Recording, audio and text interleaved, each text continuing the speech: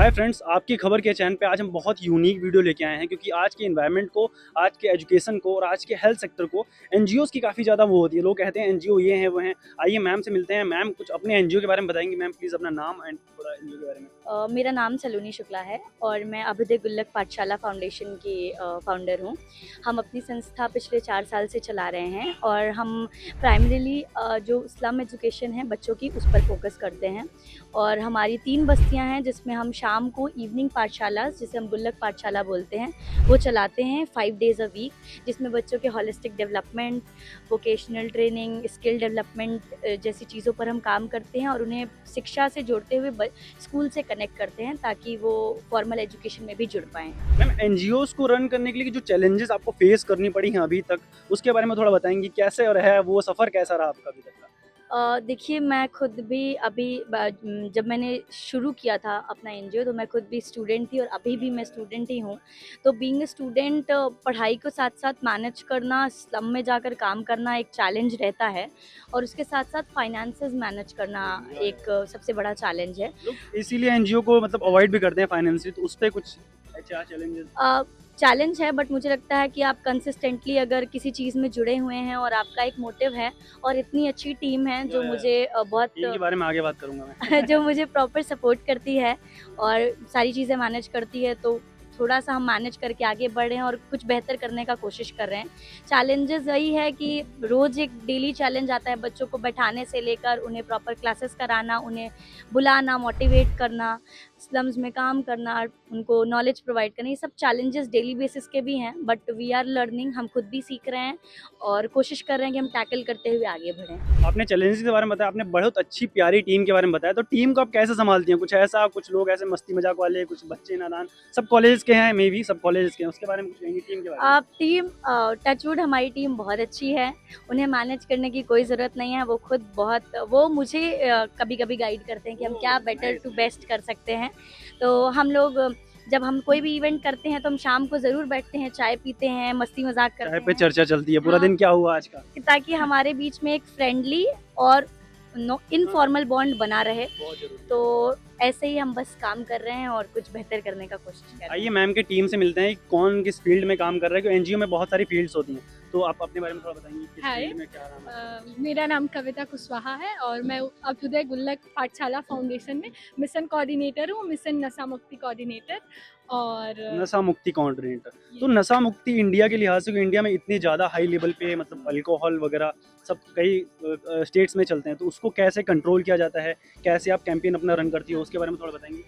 पूरी इंडिया के लेवल पे तो हर जगह लोग करते हैं।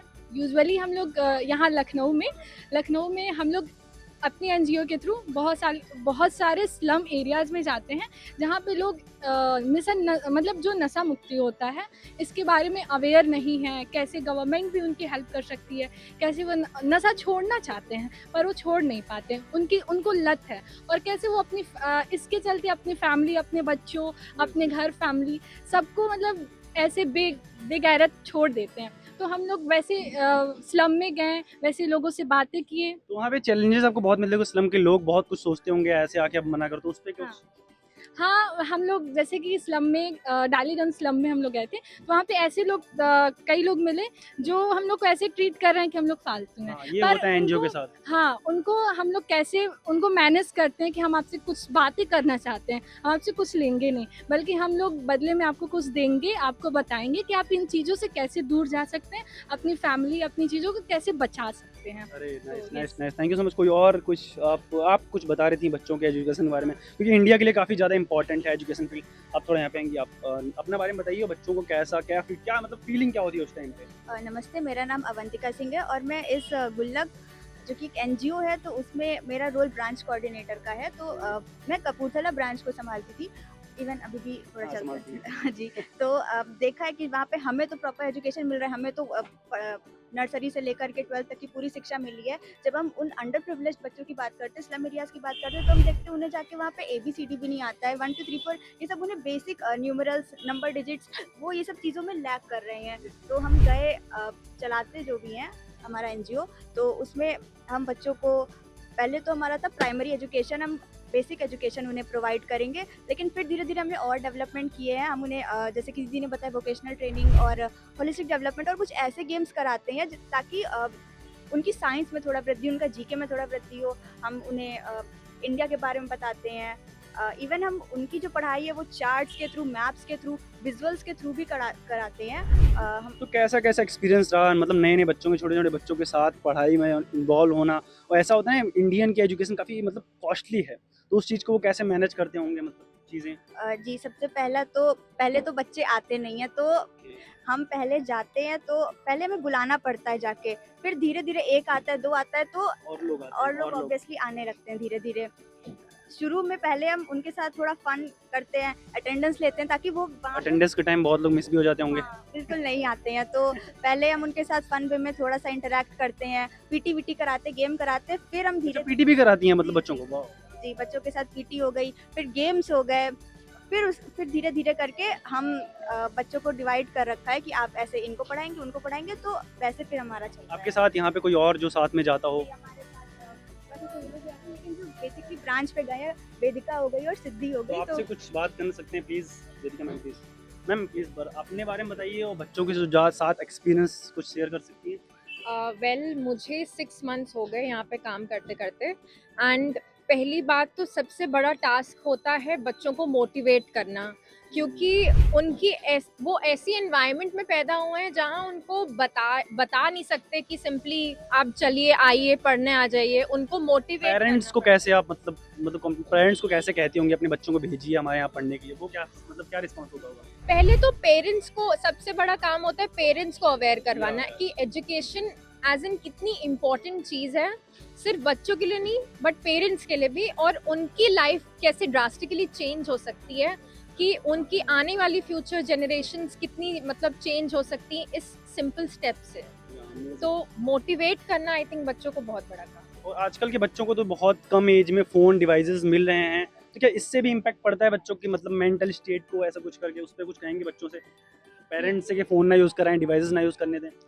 बच्चों को बोला तो जाता है कि डिवाइसेस का कम से कम इस्तेमाल करें, बट जैसे जैसे टेक्नोलॉजी बढ़ रही है आई थिंक हमें भी डिवाइसेस की ज़रूरत है, हमें भी हर ऐसे प्लेटफॉर्म की ज़रूरत है जिससे बच्चों की जो ग्रोथ है उसको हम लाइक एक्सपोनेंशियली ग्रोथ कर पाएँ उनकी। और आई थिंक डिवाइसेस हम उनको ये नहीं बोल सकते कि आप इसका मतलब यूटिलाइजेशन कम कर दीजिए, लेकिन हम क्या कर सकते हैं उनको ऐसे मोटिवेट कर सकते हैं कि आप इसका सही चीज़ से यूटिलाइजेशन। तो डिवाइस से कुछ ऐसी चीज़ आप ढूंढिए जो आपके लिए मतलब फ़ायदेमंद हो। तो इको फ्रेंडली में आजकल बहुत चीज़ें हैं कि एनवायरनमेंट काफ़ी डैमेज हो गया है, हीट वेव्स काफ़ी इम्प्रूव मतलब ज़्यादा हाई हो गए इंडिया में। आप अपना थोड़ा इंट्रोडक्शन और फिर चीज़ें आप क्या हैंडल करती हैं उसको?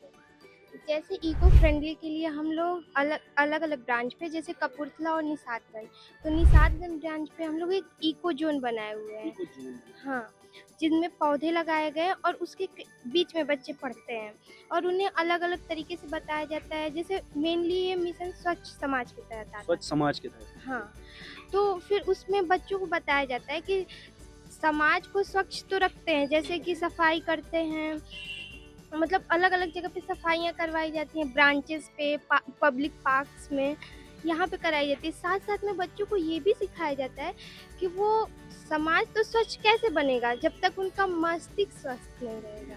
तो उनकी इस बिहेवियर के बारे में किससे कैसे बातें करनी चाहिए और फिर खुद अपनी बॉडी को कैसे स्वच्छ रखें, मतलब एक तरीके से स्वच्छता को लेकर के हॉलिस्टिक अप्रोच के साथ बच्चों को बताया जाता है, उन्हें समझाया जाता है और साथ में उनसे भी पूछे जाते हैं क्वेश्चन कि आप क्या सीखे, और वो भी फीडबैक लिया जाता है उनसे। हाँ, पूरे फीडबैक के साथ इंटरेक्ट करके उन्हें बताया जाता है। अरे नाइस नाइस, बहुत बहुत अच्छी मतलब बहुत मोटिवेशनल और इंस्पायरिंग स्टोरी है इस एनजीओ की, जो इको फ्रेंडली में भी काम करती हैं, एजुकेशन फील्ड में भी काम करती हैं। और इंडिया को सबसे डैमेज एरिया जो है वो है अल्कोहल और जो चीज़ें नशा मुक्त जो चीज़ें होती हैं, नशा मुक्त कराने के लिए इन लोग का पहल काफ़ी ज़्यादा इंस्पायरिंग है। आप अगर इनके टीम के साथ कभी जुड़ना चाहेंगे तो हम आपको कुछ डिटेल्स पिन कमेंट्स में या डिस्क्रिप्शन में दे देंगे, आप उस डिटेल्स के साथ इनसे कनेक्ट कर लीजिएगा। आइए लास्ट में उनसे मैम से थोड़ी बहुत और बात करते हैं, थोड़ा फ़नी वे में। तो मैम चीज़ें ये भी देखी जाती है कि बहुत लोग एनजीओ से कनेक्ट नहीं होना चाहते, जुड़ना नहीं चाहते, तो उन्हें आप कैसे इंस्पायर करती हैं, उन्हें आप कैसे अपने मतलब टीम में ऐड करती हैं? देखिए, मुझे लगता है कि समाज सेवा हमेशा दिल से होती है और आप किसी को फ़ोर्सफुली नहीं जोड़ सकते हैं। हमारे साथ जो 10 लोग 15 लोग जुड़े हैं, वो मुझे लगता है 3-4 साल से 2 साल से जुड़े हुए हैं, वो उनकी इच्छा है। फ़ोर्सफुली हम नहीं जोड़ते हैं किसी को, बट हम डिफरेंट यूनिवर्सिटीज़ से जुड़े हैं, बीबीडी यूनिवर्सिटी से जुड़े हैं, हम यूनिवर्सिटी ऑफ लखनऊ से जुड़े हैं। यूनिवर्सिटी ऑफ लखनऊ में डिपार्टमेंट ऑफ सोशल वर्क से हमारे यहाँ बच्चे आते हैं, दे आर वेरी एक्टिव और हम कोशिश करते हैं कि हम उनके साथ एक हैप्पी फ्रेंडली बॉन्ड बनाएँ कि वो हमसे जुड़े रहें और कोशिश रहती है कि वो लंबा टिके हमारे साथ, बच्चों से जुड़ें और जिसको बच्चों के साथ प्रेम रहता है वो जुड़ते भी हैं लंबा। अपनी इंटर्नशिप खत्म होने के बावजूद हमारे इवेंट्स में आते हैं, पार्टिसिपेट करते हैं। तो बस ऐसे ही जुड़े हुए हैं मतलब हमारे टीम काफ़ी कनेक्टेड रहती है, सारी जो चीज़ें होती हैं मतलब एनजीओ से। तो आप कुछ ऑडियंस से हमारे कुछ कहना चाहेंगे अपनी एनजीओ के बारे में, उन लोग जुड़ना चाहें तो फिर कैसे क्या? मैं सभी से रिक्वेस्ट करना चाहूँगी कि जो भी ये वीडियो देख रहा है, अगर आप हमसे जुड़ना चाहते हैं तो प्लीज़ हमारे इंस्टाग्राम पे डीएम करिए और आप हमारी बस्तियों पर आइए, बच्चों से मिलिए, बच्चों की शिक्षा में कुछ हाथ बटाइए। 1 घंटा समय आप शाम में ज़रूर निकालिए, हमें भी बहुत अच्छा लगेगा और मुझे उम्मीद है कि आपको भी काफ़ी अच्छा लगेगा। Thank you so much ma'am, आपने सारी डिटेल्स बताई। इनकी मीडिया प्लेटफॉर्म, इंस्टाग्राम, बाकी चीज़ें आप हैं, वहाँ से कनेक्ट करके आप जुड़ सकते हैं गुल्लक एनजीओ के साथ। मिलते हैं नेक्स्ट वीडियो में। वीडियो पसंद आया हो तो इसे शेयर ज़्यादा से ज़्यादा शेयर करें अपने फैमिलीज़ में, फ्रेंड्स में, ताकि लोग इससे कनेक्ट हो सकें, क्योंकि एनजीओज़ इंडिया को बहुत ज़्यादा नीड है। इंडिया की अभी जो क्रेडिबिलिटी है, आपने देखा होगा इतनी ज़्यादा इको फ्रेंडली चीज़ें हमें इंडिया को बहुत ज़रूरत है, ताकि हम जो हीट वेव्स हैं इसे इग्नोर कर सकें। तो वीडियो शेयर करें, पसंद आए तो लाइक करें और चैनल जरूर सब्सक्राइब करिएगा। Thank you so much.